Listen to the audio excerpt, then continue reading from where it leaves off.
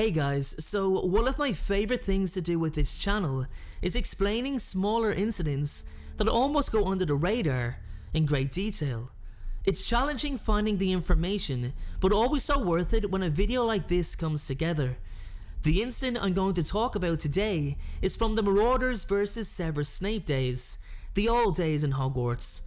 Specifically, the night that Sirius Black tricked Severus Snape into almost entering the Shrieking Shack, which could have seen Snape killed, hurt, or even infected with lycanthropy. Stick around for a detailed explanation and analysis of what happened that night, and welcome back to the world of Harry Potter.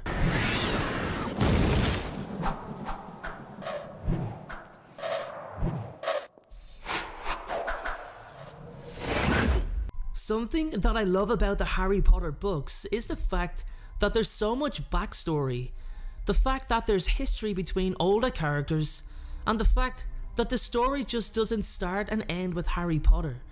There's so much more of a backstory that J.K. Rowling has been able to develop a huge prequel franchise in Fantastic Beasts, which has been monumental in reigniting the hype around the Wizarding world despite its mixed reviews.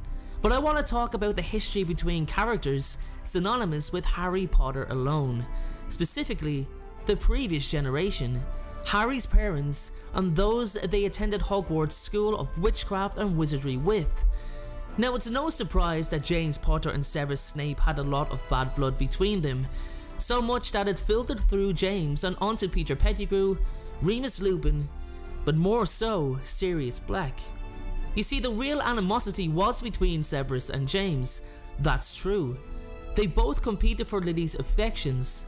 James did start the rivalry, he started the feud, he was a bully, we're all aware of that fact. However, James had something Severus didn't, the unwavering loyalty of Sirius Black. Now Sirius, who was taken in by James's parents at just 16 years of age when he had nowhere else to go, theirs was a friendship like no other, meaning anything that bothered James bothered Sirius, anything that affected James affected Sirius, and anyone James didn't like, Sirius straight up did not like. Now, this leads to a huge dislike for Severus Snape, and onto the situation I'm going to talk to you all about today, which is the encounter, or the almost encounter, between Severus and an already transitioned Remus Lupin at the Whomping Willow. Now, I'm going to explain the situation in detail, and judging from what I've said so far, I hope you can all begin to understand firstly that Sirius Black's motive in setting Severus Snape up was out of complete loyalty to James Potter. He believes that any dig or slight against Snape was only a positive. So let's analyse the situation in further detail. Severus Snape was highly alert. He was attentive to his enemies' moves and whereabouts. It's only natural for him to be that way, as he had to be on his toes due to the previous attacks from the four boys. So for that reason, he began to notice Remus Lupin was absent for several days around the same time each month. He also noticed that the absence coincided with each full moon, leading Severus to believe that Remus was indeed a werewolf. Sirius, also being alert to his enemies' movements, noticed Snape's continuous observation of Remus when it was close to a full moon.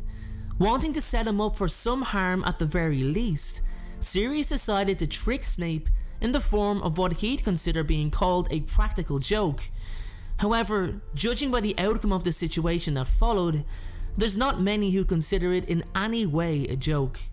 He informed Severus that he knew he was aware of Remus being a werewolf.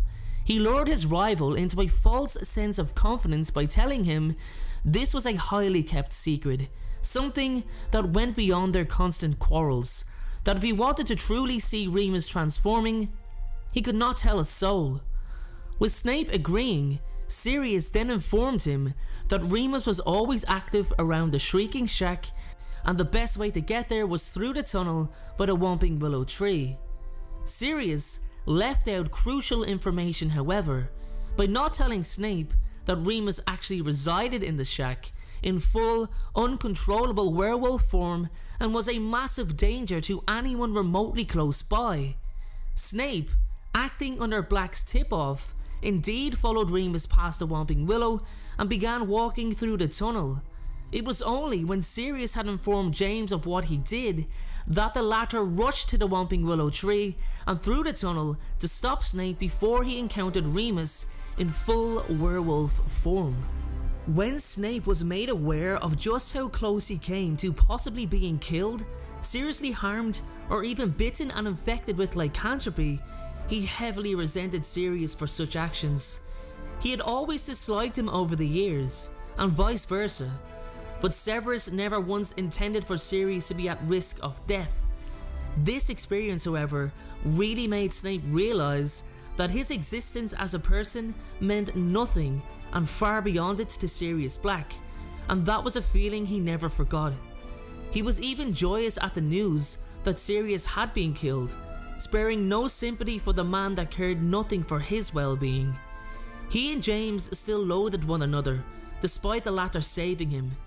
Sirius never realised the repercussions for what could have been had James not intervened. He could have faced expulsion or even a cell in Azkaban had Snape been killed. He didn't care, however, telling James that it served Snape right, meaning any outcome would have not left Sirius with a guilty conscience. Severus swore secrecy on Lupin's condition to Dumbledore after the matter was quashed, but he never forgot what happened that night. The werewolf incident, or almost werewolf incident you could say, showed that, despite their friendship, there was a huge difference in how quickly James and Sirius matured. The fact that Sirius didn't care if Snape became infected with lycanthropy or even killed is quite alarming. He didn't even consider how his other best friend Remus Lupin would have felt after possibly harming, killing, or even infecting someone, especially as Remus despised his condition and had little self-worth as it is. Can you actually imagine what that could have done to Remus if he had at least infected Snape? He looked upon lycanthropy as a curse. He looked upon it so lowly that he lived a large period of his life in self-imposed exile due to his condition. So the thought of ever passing on such a horrible disease to someone else is something I don't believe Remus would ever recover from. Sirius Black was unknowingly sending his friend into a pit of darkness as he was so blind by his hatred for Severus Snape.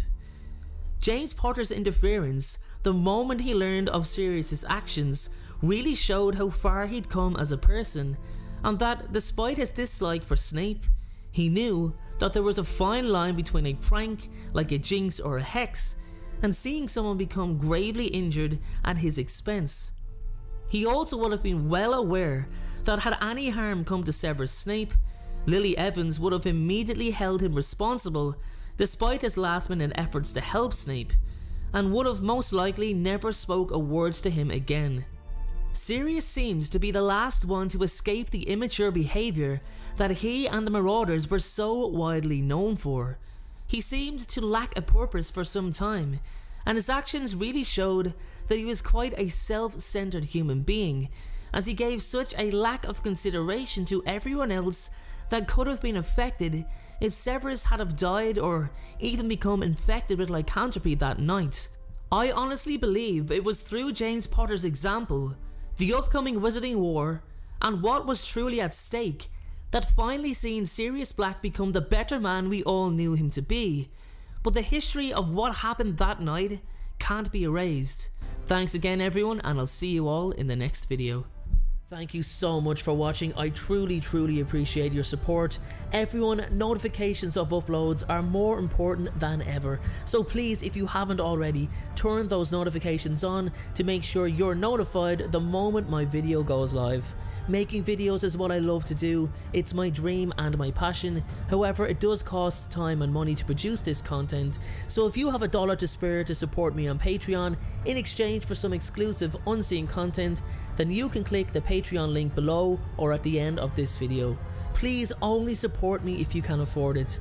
And make sure to follow me on Instagram at InstaDNJ and on Twitter at PotterFolklore. Check out my other videos appearing on screen, and please make sure, most importantly, to hit that subscribe button. Thanks again everyone, and please have a great day.